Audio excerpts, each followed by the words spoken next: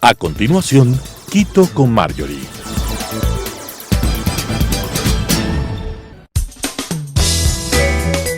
Clasificación A. Apto para todo público.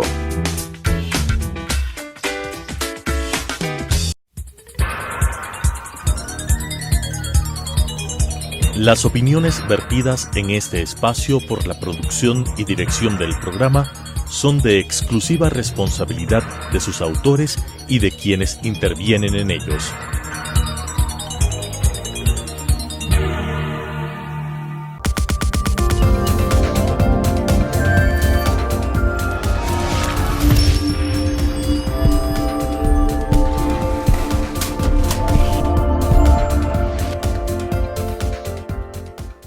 Amigas y amigos, bienvenidos a este nuevo programa de Quito con Marjorie. El día de hoy nos acompaña Rodrigo Gómez de la Torre. Él es representante del sector empleador ante el Consejo Nacional del Trabajo. Muchas gracias, Rodrigo, por acompañarme. Qué gusto, Marjorie, estar aquí. Un saludo a todos los televidentes que nos están observando. Rodrigo, hoy más que nunca está claro, clarísimo, deberíamos decirlo, que seguir cayendo en una lógica estatista para intentar resolver los problemas del empleo, en puntual, lo que vamos a hablar el día de hoy, pues es un error, ¿no? Ya, de hecho, es resultado de esta misma lógica lo que nos tiene en la situación actual, por supuesto, agudizado por una crisis sanitaria a nivel mundial. ¿Cómo tenemos que ver los ciudadanos, que hemos intentado sobrellevar estos 6 meses, el futuro? ¿Cómo podemos tener expectativas positivas? ¿Qué debemos hacer respecto a solucionar lo básico de nuestro día a día, que es generar ingresos a través del empleo? A ver, yo creo que cuando hablamos de empleo tenemos que contextualizar un par de temas. Desde el año 2000, desde diciembre del 2014, que fueron las últimas cifras importantes de empleo pleno que teníamos, del 49.6%, de ahí en adelante lo único que hemos hecho es en una forma ir perdiendo empleo pleno. Eso va, cuando hablamos de empleo pleno, hablamos de lo que los sindicatos hacen referencia al empleo con derechos, décimos, seguridad social y demás. Ya para finales del 2019 se pronosticaba que la caída del empleo para el 2020 podía estar entre el 2 y el 5%. No hablábamos de pandemia todavía, no hablábamos de encierro. Y el otro aspecto que creo que vale la pena puntualizarlo es un pronunciamiento que hace esta empresa consultora Deloitte en diciembre. Bueno, habla en su primera fase del estudio de cómo, si debe haber o no incremento salarial, lo cual pasa a ser un segundo plano.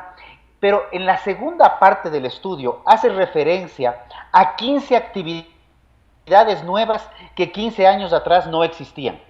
La realidad es que las dinámicas laborales en el Ecuador y en el mundo han cambiado considerablemente.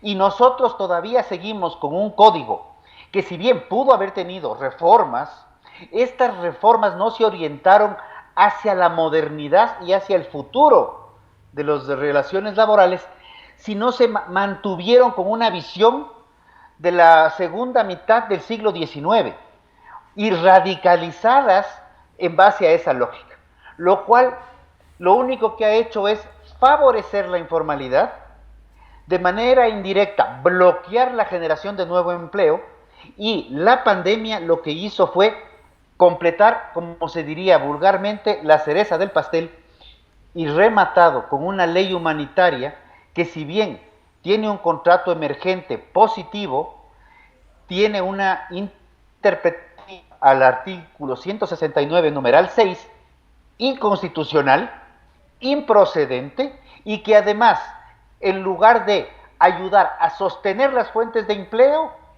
viabiliza y orienta a cerrar las fuentes de empleo, lo cual es un total sinsentido en momentos de crisis. Rodrigo, pero este panorama que nos pones en contexto es totalmente desalentador. Y más tenemos en la actualidad, se ha logrado circular, se ha logrado agilitar porque necesitamos la comercialización, pero la generación de valor es algo que sigue estancado. Tenemos cifras del SRI donde vemos que además Pichincha, Quito, es quien menos ha producido, quien menos ha generado y quien más ha caído en ventas. ¿Qué hacer? ¿Qué podemos hacer con todo el contexto que ya nos dijiste? A ver, tenemos unas normas jurídicas bastante complejas que no ayudan a solucionar los problemas. Y que eso no va a cambiar en nuestra realidad en los próximos meses. A eso voy, no va a cambiar. Tenemos los últimos datos del Ministerio del Trabajo que nos habla de que la palabra que utiliza aquí dice creado 242,000 puestos de trabajo. Ahí no sabemos si son creados o regularizados puestos de trabajo en el ministerio. Pero de ahí también hablamos de, si hay 242,000 para arriba, hay 508,000 para abajo. O sea, todavía tenemos casi 250,000 perdidos según cifras del Ministerio de Trabajo. Cuando revisamos las cifras del IES, vemos que la situación en el IES son una pérdida de más o menos 350,000 puestos de afiliados. Habrán unos 12,000 que son afiliados voluntarios y curiosamente, en contra de lo que se ha dicho de los despidos del sector público, solamente un 9% de los desvinculados, por la razón que sea, salen del sector público. ¿Qué debemos hacer?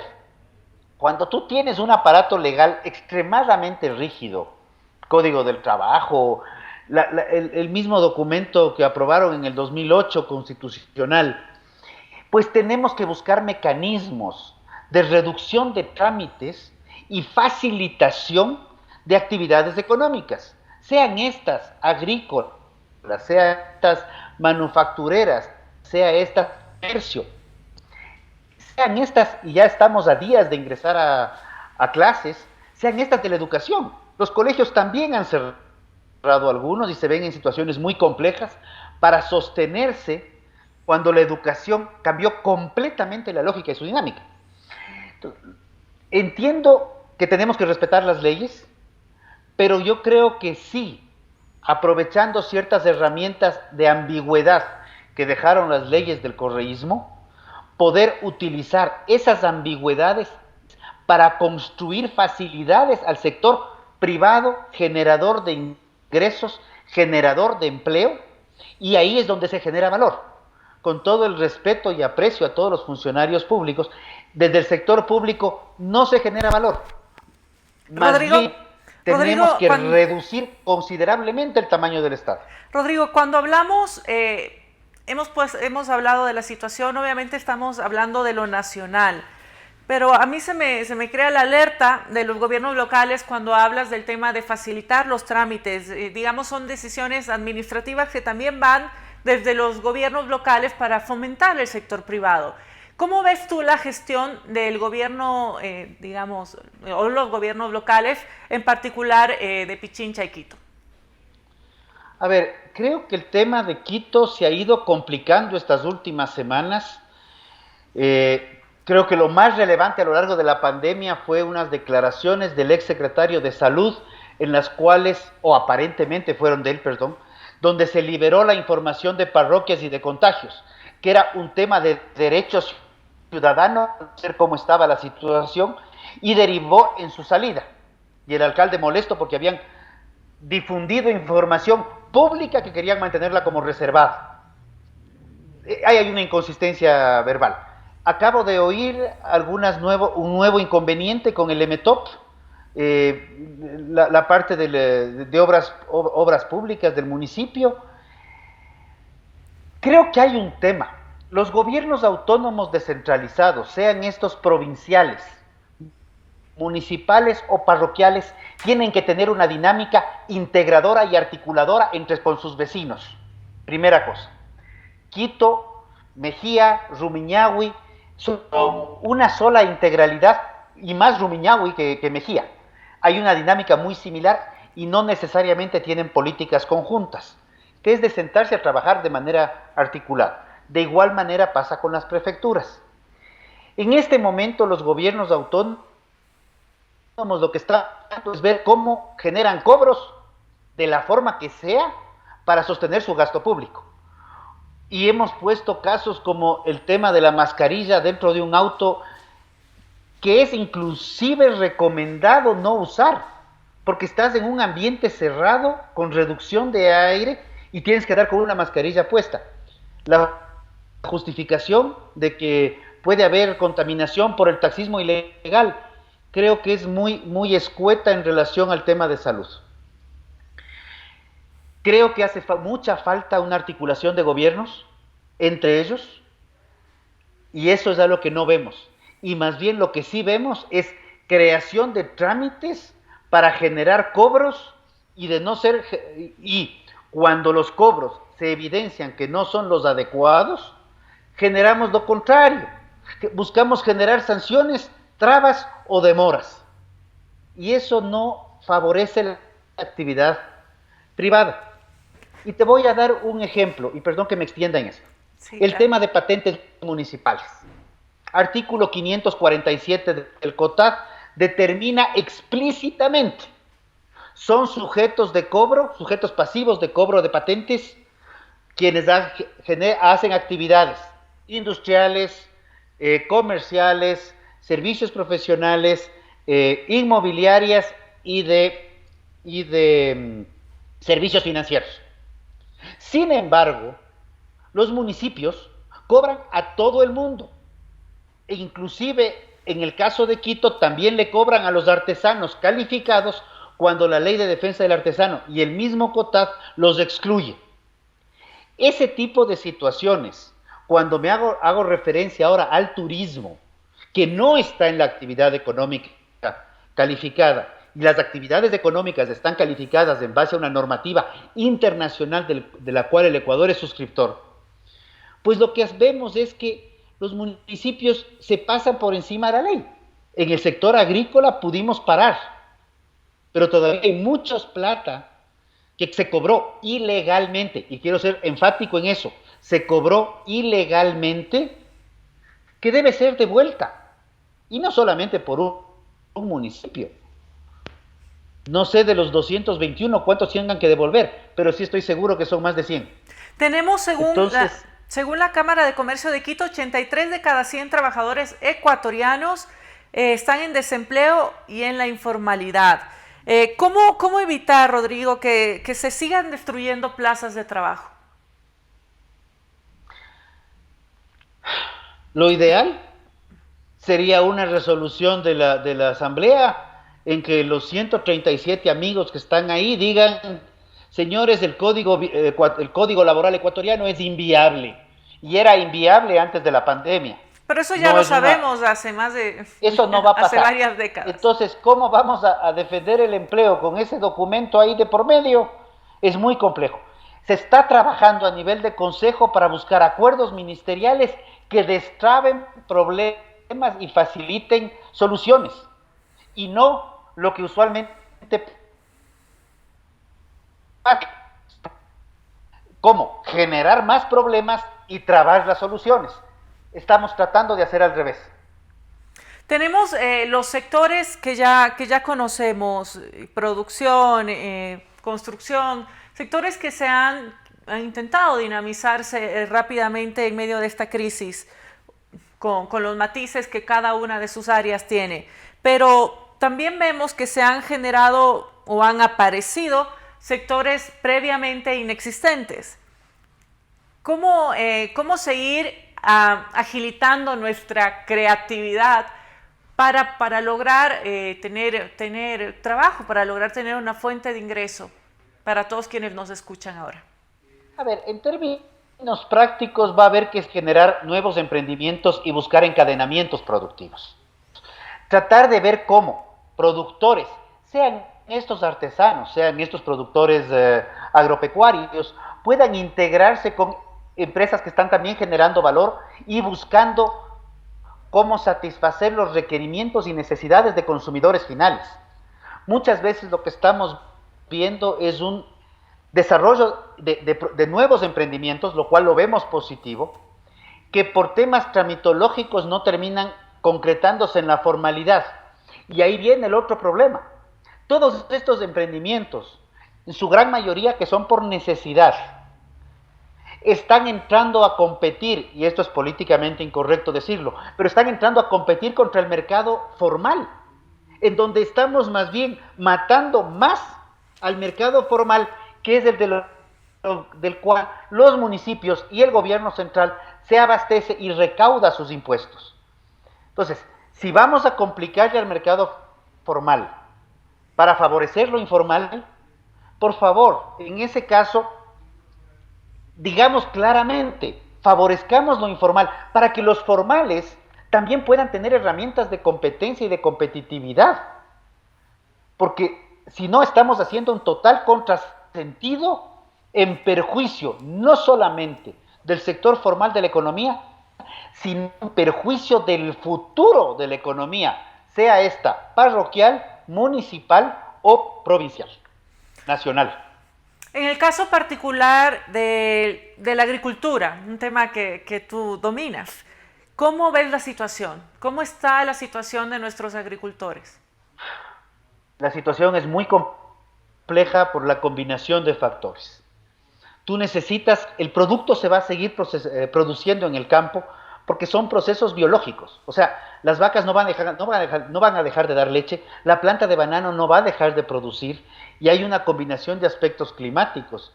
Pero claro, ese producto tiene que ser embalado, tiene que ser procesado para luego llegar a un comercio y llegar al consumidor final, sea este comercio formal o informal.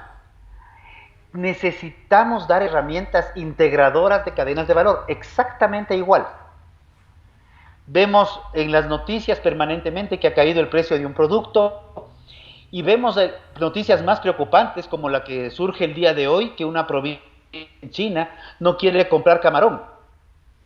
Y eso es gravísimo, porque hay toda una cadena de valor, de productor, embalaje, cajas, plásticos, empacadoras, transporte y logística, que se puede ver frenada ante una decisión de compra.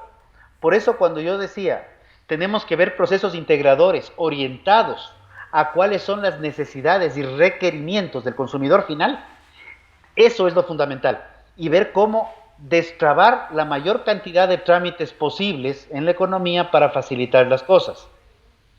Caso de Quito tiene el UAE, la licencia única de actividad económica, pero para obtener la LUAE, que dice licencia única, hay que hacer cualquier cantidad de trámites y llenar cualquier cantidad de requisitos. Y en algún momento les decía, ¿no sería mejor llamarle la AE, licencia adicional de actividad económica? Porque es un trámite más. Cuando lo que nosotros queremos y requerimos como sociedad es poder implementar nuevas actividades económicas, nuevas dinámicas, acorde al siglo XXI y pensando en el siglo XXII, y no acorde al siglo XIX pensando en el siglo XVIII, porque ni siquiera estamos en el siglo XX muchas veces. Vemos, es un problema institucional por parte, es un tema de voluntad política también en gran mayoría, o es que la dinámica de la crisis nos agarró sin tener bases para poder implementar rápidamente. Venimos arrastrando, además obviamente ahora se han concentrado los problemas y debilidades de nuestros diferentes sistemas. Estamos ya a mitad de año, más de la mitad del año, y no vemos con este panorama buenas perspectivas a futuro. Entonces, ¿qué mensaje final le podríamos dar como para intentar, a pesar de todo esto, motivar a los quiteños, a todos los ecuatorianos, que a pesar de las circunstancias se las han ingeniado, han tenido gran creatividad para lograr salir adelante? Yo creo que el primer mensaje es al gobierno central y a las diferentes entidades de gobierno, es busquemos mecanismos que a través de las herramientas fáciles que tenemos, decretos ejecutivos, acuerdos ministeriales, ordenanzas municipales, destrabar los problemas económicos, en donde los gobiernos se conviertan en facilitadores de la actividad económica y no complicadores de la actividad económica. Y a los ciudadanos de a pie, El primer mensaje es, la pandemia está presente, va a seguir presente. Ya sabemos que el estado de emergencia se va a acabar en los próximos días, por ende, tratemos de asumir las responsabilidades y sigamos buscando mecanismos de generar ingresos y generar consumo. La economía no es el gobierno, la economía es del sector privado y nosotros entre privados debemos buscar alianzas, acuerdos y trabajar en soluciones para salir adelante nosotros y a través del empoderamiento ciudadano y nosotros saliendo adelante y articulando acciones entre los diferentes sectores, podemos apoyar a sacar adelante a nuestra parroquia, a nuestra ciudad, a nuestra provincia, al Ecuador entero. Rodrigo, y un mensaje en particular para nuestros jóvenes, porque nosotros, digamos, ya no somos tan jóvenes, pero pongámonos en el lugar de un joven de 16, 17 años que debería estar empezando una vida productiva y ve esta catástrofe. ¿Qué podemos decirle? Estoy en esos trámites con mis hijos. No comparto contigo el que no somos jóvenes. Mi comentario fue absolutamente etario. Es un tema de en qué año nacimos, no del espíritu, porque por supuesto seguimos siendo jóvenes. No, y tampoco del año que nacimos. La expectativa de vida está por los 83, 85 años. Yo me estoy a medio camino todavía y para dar guerra largo. Pero sí creo que es importante que no piensen solo en ellos, sino piensen en un entorno más global y en un entorno integrador de actividades. Si es que ellos son creadores de aplicaciones de celular, si es que ellos están en manufactura, si es que ellos están en agricultura, si es que ellos están en textiles, busquemos construir soluciones para el futuro viendo las necesidades de los clientes finales. Y no pensemos individualmente, juntémonos, no necesitamos juntarnos todos, pero de a poquito ir construyendo soluciones de grupo, soluciones cooperativas para ser exacto, utilizando el término, se comparten responsabilidades, se comparte utilidades y se crece en el tiempo. Muchísimas gracias, nos ha acompañado el día de hoy Rodrigo Gómez de la Torre y hemos conversado sobre el empleo, un tema que sin duda pues no nos resulta suficiente el tiempo. Gracias, Rodrigo, por acompañarme. Te agradezco muchísimo. Espero contar con tu compañía pronto. Y amigas, amigos, espero que este programa haya sido de su agrado. Lo dijo nuestro entrevistado, Rodrigo, el día de hoy. Lograr integrar, lograr trabajar en conjunto, no pensar en lo individual, sino en lo colectivo. Y en este proceso, todos tenemos gran responsabilidad de buscar soluciones mediante el diálogo que promueva este esfuerzo serio, un esfuerzo conjunto, pero serio, para buscar un futuro mejor. Y yo me comprometo en seguir tratando estos temas a profundidad en un futuro. Muchísimas gracias. Hasta la próxima semana. Soy Marjorie Chávez. Las opiniones vertidas en este espacio por la producción y dirección del programa son de exclusiva responsabilidad de sus autores y de quienes intervienen en ellos.